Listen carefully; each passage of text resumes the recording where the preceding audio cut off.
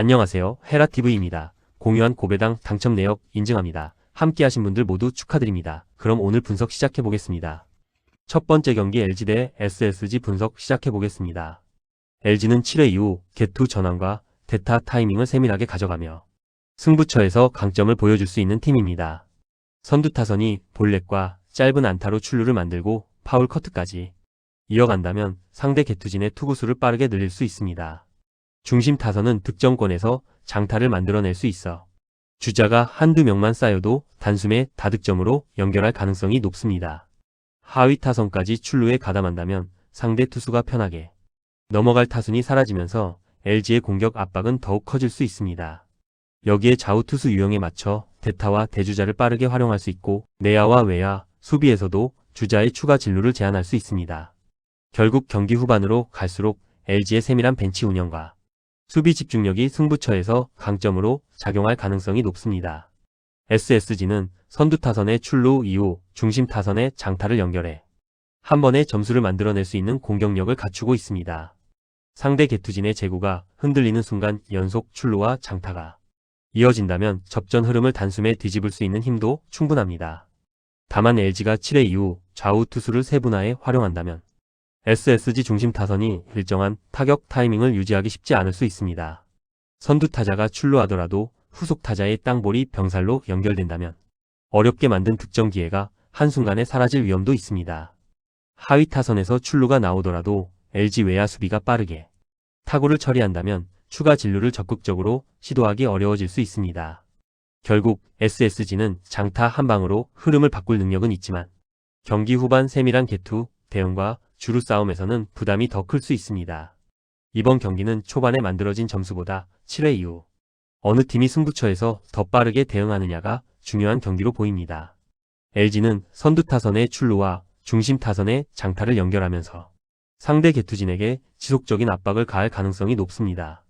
특히 하위 타선까지 출루에 가담한다면 SSG 투수는 쉬어갈 타선 없이 상위 타선을 다시 상대해야 하는 부담을 안게 됩니다. LG 벤치 역시 상대 투수 유형에 맞춰 대타를 적극적으로 활용하며 한 타석의 결과를 바꿀 수 있는 선택지를 갖고 있습니다. 반면 SSG가 출루를 만들어도 LG의 내야, 수비가 병살 연결을 빠르게 가져가거나 외야에서 추가 진루를 차단한다면 득점 확장이 쉽지 않을 전망입니다.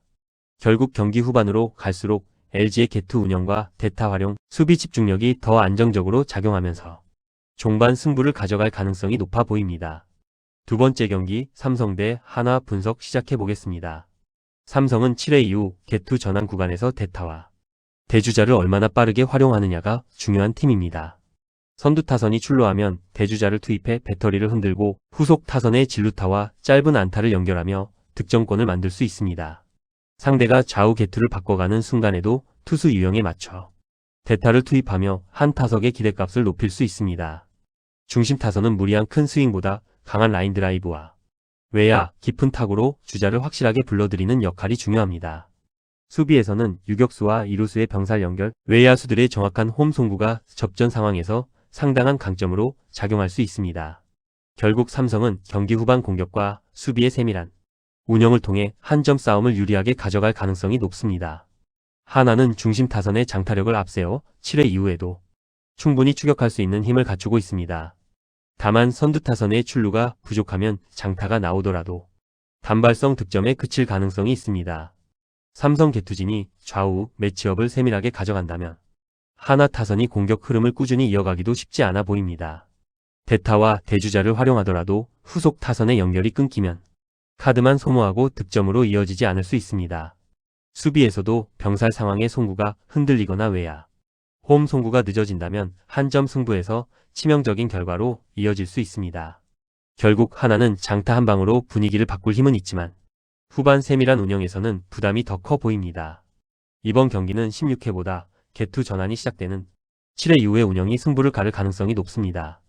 삼성은 출루 이후 대주자를 활용하고 상대 투수의 좌우 변화에 맞춰 대타를 투입하며 공격 흐름을 빠르게 이어갈 수 있습니다. 중심 타선이 외야, 깊은 타구를 만들어낸다면 단타와 진루타만으로도 결정적인 한 점을 만들어낼 여지가 충분합니다. 반면 하나는 장타력을 앞세워 맞불을 놓을 수 있지만 삼성의 병살 수비가 정확하게 작동하면 어렵게 만든 출루가 한순간에 사라질 수 있습니다. 외야에서도 삼성의 정확한 홈 송구가 이어진다면 하나가 주루를 통해 추가 베이스를 확보하기 어려워질 전망입니다. 8회와 9회로 갈수록 한 점의 가치가 커지는 만큼 대타와 대주자 활용 타이밍이 더욱 중요해질 수 있습니다. 삼성이 공격에서는 출루와 주루를 연결하고 수비에서는 병살과 홈 송구로 실점을 차단한다면 경기 후반 흐름을 잡을 가능성이 높습니다.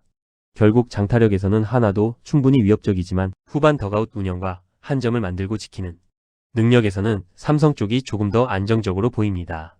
꼭 필독해주세요. 스포츠는 많은 정보와 노하우가 필요한 분야입니다. 혼자서 수많은 정보를 찾고 그 정보가 맞는지 판단하는 과정도 매우 중요합니다. 특히 배당 흐름과 변동은 경험과 노하우를 통해 정확하게 읽어내는 것이 필요합니다. 가장 중요한 것은 조합이며 어떻게 조합하느냐에 따라 결과와 당첨금이 크게 달라집니다.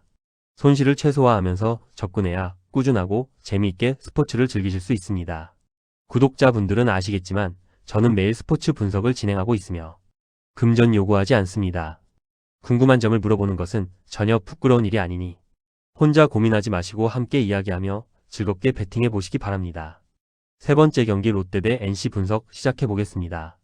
롯데는 선두 타선이 출루하면 빠른 주루와 작전으로 초반부터 상대 배터리와 내야 수비를 흔들 수 있습니다.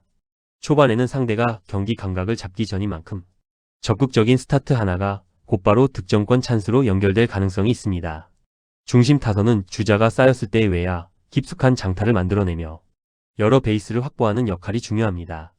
하위 타선에서는 번트와 진루타를 활용해 중심 타선 앞에 주자를 배치하는 과정이 필요합니다.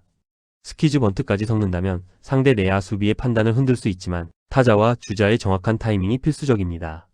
결국 롯데는 초반 주루와 작전 수행에 더해 수비에서 추가 진루를 차단하는 능력까지 맞아떨어져야 유리한 흐름을 가져갈 수 있습니다.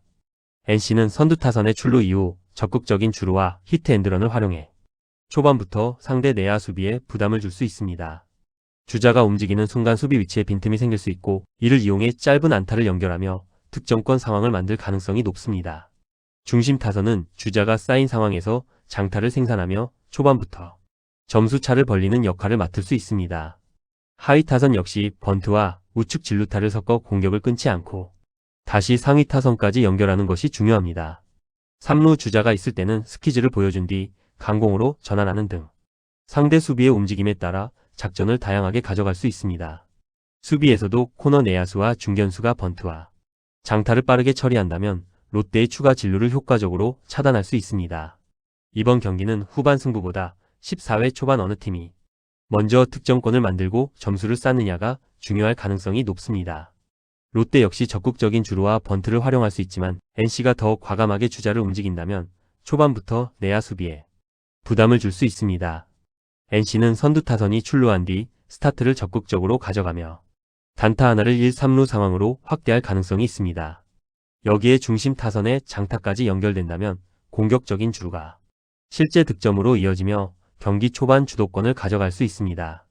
특히 스퀴즈와 강공을 번갈아 보여주면 롯데 내야 수비가 정상적인 위치를 유지하기 어려워지고 그 사이 빈 공간을 노릴 수 있습니다. 반대로 롯데가 번트와 주루로 먼저 흐름을 가져간다면 NC 역시 수비 부담을 안게 될 수 있어 초반 대응이 중요합니다.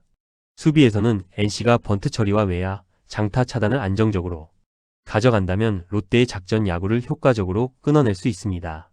결국 초반 주루와 작전으로 상대 수비를 흔들고 중심 타선의 장타까지 연결하는 흐름에서는 NC가 조금 더 유리한 그림으로 보입니다. 네 번째 경기 KIA 대 두산 분석 시작해 보겠습니다. KIA는 경기 초반부터 상위 타선이 출루를 만들어내고 중심 타선이 주자를 불러들이는 흐름을 구축할 수 있는 공격력을 갖추고 있다. 선두 타선이 살아나가면 후속 타순에서 짧은 타격과 진루 플레이를 연결하면서 상대 내야 수비를 흔들 수 있고 중심 타선 앞에 주자가 쌓이면 한 번의 장타성 타구로 분위기를 가져올 여지도 충분하다. 하지만 이번 경기는 초반 공격력보다 7회 이후 승부처에서 어떤 선택을 가져가느냐가 더욱 중요하게 작용할 가능성이 높다. 상대 개투진이 투입된 이후 타자들이 빠르게 결과를 만들려다 타격 범위가 넓어지면 유인구의 방망이가 따라 나가는 장면이 늘어날 수 있다. 중심 타선은 득점권에서 장타와 적시타를 동시에 노릴 수 있지만 선행 주자가 충분히 쌓이지 않으면 단발성 장타만으로 점수차를 크게 벌리기는 쉽지 않다. 두산은 7회 이후 승부처에서 타순별 역할과 덕아웃의 선택이 맞물릴 때 경기 흐름을 단숨에 바꿀 수 있는 팀이다. 선두 타선이 출루하면 중심 타선은 단순히 큰 스윙만 가져가기보다 주자 상황에 따라 외야, 빈 공간을 노리는 타격과 장타성 타구를 함께 선택할 수 있다. 동점이나 한 점 차 상황에서는 이러한 중심 타선이 클러치 퍼포먼스가 평소보다 훨씬 큰 가치를 가진다. 특히 상대 개투진이 스트라이크를 잡으러 들어오는 순간을 놓치지 않고 강한 타구를 만들어낸다면 7회와 8회의 경기 균형을 깨뜨릴 수 있다. 하위 타선도 쉽게 지나칠 수 없는 구간이다. 앞선 타자들이 상대 투수의 구종을 충분히 보여준 뒤 들어가는 하위 타선이 빠른 공 타이밍을 잡아내면 예상하지 못했던 장타 한 방이 나올 수 있다. 한 점차 경기에서는 하위 타선의 2루타 하나가 단순한 장타가 아니라 다음 상위 타순까지 연결되는 결정적인 출발점이 된다. 덕아웃은 이런 상황에서 대타 카드를 과감하게 활용할 수 있다.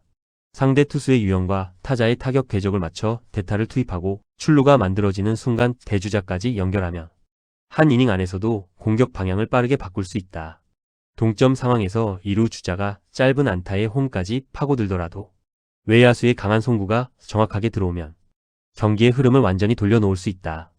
공격에서는 중심 타선이 클러치 타격으로 한 점을 만들고 하위 타선이 예상 박장타로 추가 기회를 연결하며 수비에서는 병살과 홈 송구로 상대의 한 점을 없애는 그림이다. 이러한 장면이 한두 차례만 반복돼도 7회 이후 경기 분위기는 빠르게 두산 쪽으로 넘어갈 수 있다. 결국 이번 경기는 단순한 타격 싸움보다 대타 투입 시점, 개투 전환 판단, 포수의 볼배합, 내야 수비와 외야 수비 집중력이 한꺼번에 맞물리는 승부다. 한 점 차를 뒤집어야 하는 상황과 한 점 차를 지켜야 하는 상황 모두에서 선택지가 다양한 두산이 경기 종반 주도권을 가져갈 가능성을 높게 볼 수 있다. 꼭 필독해주세요. 스포츠는 많은 정보와 노하우가 필요한 분야입니다. 혼자서 수많은 정보를 찾고 그 정보가 맞는지 판단하는 과정도 매우 중요합니다. 특히 배당 흐름과 변동은 경험과 노하우를 통해 정확하게 읽어내는 것이 필요합니다. 가장 중요한 것은 조합이며 어떻게 조합하느냐에 따라 결과와 당첨금이 크게 달라집니다. 손실을 최소화하면서 접근해야 꾸준하고 재미있게 스포츠를 즐기실 수 있습니다. 구독자분들은 아시겠지만 저는 매일 스포츠 분석을 진행하고 있으며 금전 요구하지 않습니다. 궁금한 점을 물어보는 것은 전혀 부끄러운 일이 아니니 혼자 고민하지 마시고 함께 이야기하며 즐겁게 배팅해 보시기 바랍니다. 5번째 경기 KT 대 키움 분석 시작해 보겠습니다. KT는 선두 타선이 출루하는 순간 번트와 진루타, 주루를 섞어 빠르게 득점권을 만들 수 있습니다. 초반에는 기습 번트로 상대 내야 수비를 앞으로 끌어낸 뒤 빈 공간을 노리는 공격도 가능합니다. 중심 타선은 주자가 쌓였을 때의 외야, 깊숙한 타구와 장타를 만들어 비기닝으로 연결하는 역할이 중요합니다. 하위 타선까지 파울 커트로 끈질기게 승부한다면 상대 투수의 투구 부담을 높이며 상위 타선으로 흐름을 이어갈 수 있습니다. 수비에서는 포수의 낮은 코스 승부와 유격수, 이루수의 빠른 병살 연결이 중요한 요소입니다. 결국 KT는 초반 스몰볼과 중심 타선의 해결력, 안정적인 수비까지 연결되면서 경기 흐름을 가져갈 가능성이 높습니다. 키움은 선두 타선이 출루하면 빠른 주루와 짧은 타격을 활용해 상대 내야진을 흔들 수 있습니다. 초반에는 번트와 진루타를 섞어 한 점을 먼저 만들어내는 운영도 충분히 가능합니다. 다만 KT가 낮은 코스 승부로 땅볼을 유도하고 병살 연결까지 안정적으로 가져간다면 공격 흐름이 쉽게 끊길 수 있습니다. 중심 타선이 득점권에서 장타를 만들어내야 하지만 KT 외야 수비가 추가 진루까지 차단한다면 득점 기회가 제한될 수 있습니다. 하위 타선 역시 긴 승부를 통해 출루를 만들어내야 하지만 실제 출루가 부족하면 파울 커트의 효과도 떨어질 수 있습니다. 결국 초반에는 작전 야구로 접전을 만들 수 있지만 KT가 먼저 리드를 잡으면 중심 타선에 대한 부담이 커질 전망입니다. 이번 경기는 초반 스몰볼과 중후반 비기닝 가능성이 동시에 열려있는 매치업입니다. KT는 선두 타선이 출루하면 번트와 진루타로 득점권을 만들고 중심 타선에게 타점 기회를 넘기는 흐름을 가져갈 수 있습니다.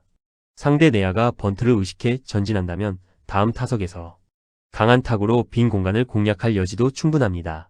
하위 타선까지 끈질기게 승부하면서 투구수를 늘려준다면 상대 마운드의 부담은 더욱 커질 수 있습니다. 반면 키움은 적극적인 주루와 작전으로 맞설 수 있지만 KT의 병살 수비가 안정적으로 작동한다면 공격 흐름이 끊길 가능성이 높습니다. 외야에서도 KT가 강한 송구로 추가 진루를 차단한다면 키움의 득점 방식은 더욱 제한될 수 있습니다. 특히 접전 상황에서는 번트 하나와 병살 하나, 외야, 송구 하나가 승부를 가를 만큼 세밀한 플레이가 중요합니다. 결국 스몰볼의 정교함과 중심 타선의 장타력, 수비 안정성까지 감안하면 KT가 조금 더 유리한 흐름을 가져갈 가능성이 높습니다.